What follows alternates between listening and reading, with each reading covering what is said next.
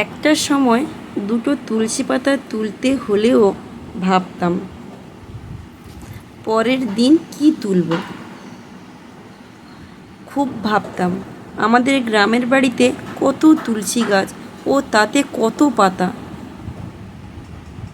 আর এখানে মাত্র দুটো গাছ, তাও আবার কত ছোট ছোট। গাছগুলোতে পাতাও খুব কম, কি করে তুলে ঠাকুর পুজো করব।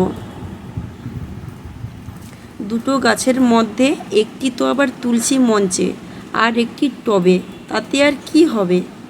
যেদিন বাজার থেকে ফুল আনতে ভুলে যেত সেদিন খুব কষ্টে ওই দুটো তুলসী পাতা দিয়ে ঠাকুর পুজো করতাম।